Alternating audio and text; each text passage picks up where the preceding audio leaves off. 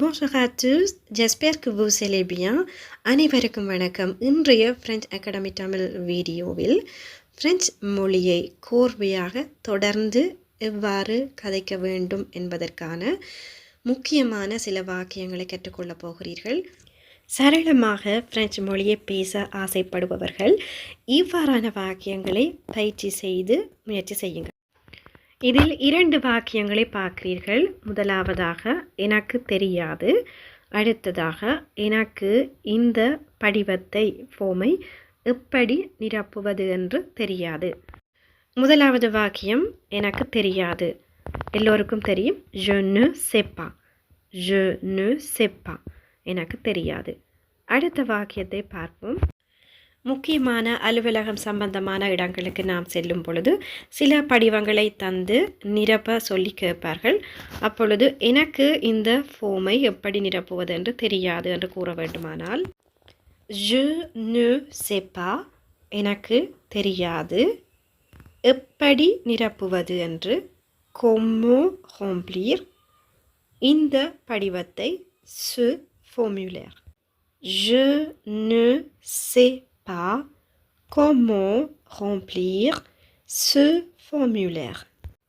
கூறி பாருங்கள். je ne sais pas comment remplir ce formulaire.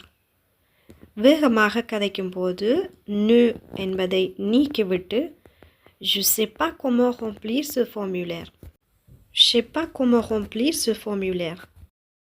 இதே போல அவன் எங்கே இருக்கிறான் என்று எனக்கு தெரியாது. எனக்கு தெரியாது இலகுவானது தான் je ne sais pas. எங்கே où, அவன் இருக்கிறான் il est. je ne sais pas où il est. je ne sais pas où il est. je sais pas où il est. je sais pas où il est. நீ எங்கே வசிக்கிறாய் என்று எனக்கு தெரியும். எனக்கு தெரியும் je sais. எங்கே où, நீ வசிக்கிறாய் tu habites. je sais où tu habites. கூறி பாருங்கள். je sais où tu habites. வெளியே பார்க் பண்ணி இருக்கும் கார் உங்களுடையதா என்று ஒருவரை கேட்கும் பொழுது la voiture qui est garée dehors est à vous. la voiture qui est garée dehors est à vous. இங்கு la voiture திரும்பவும் இந்த சொல்லை நாம் பாவிக்காமல் இருப்பதற்காக qui என்ற சொல்லை பயன்படுத்துகிறோம்.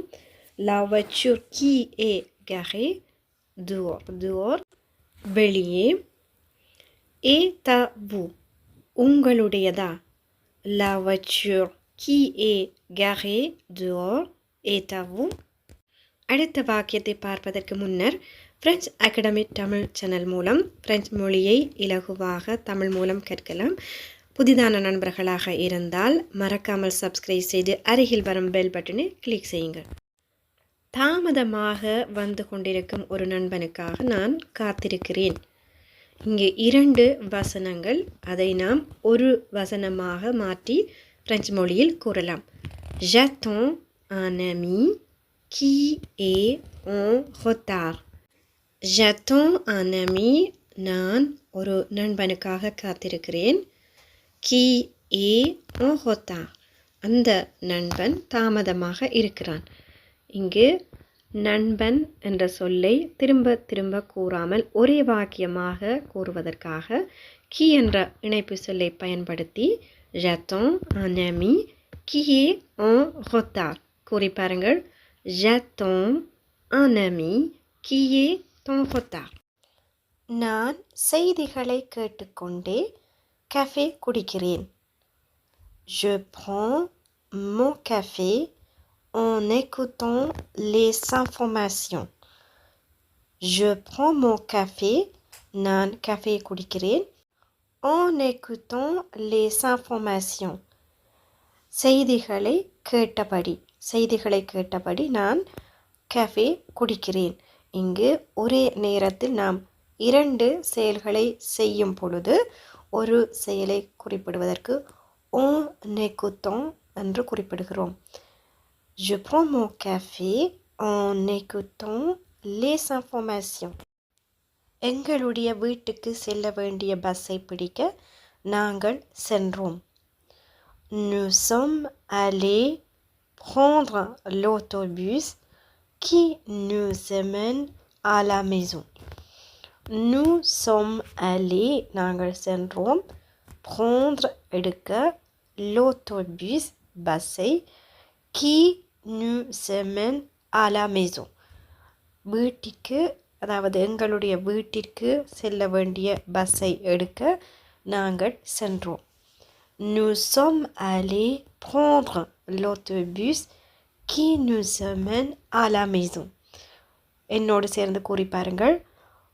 Nous sommes allés prendre l'autobus qui nous amène à la maison.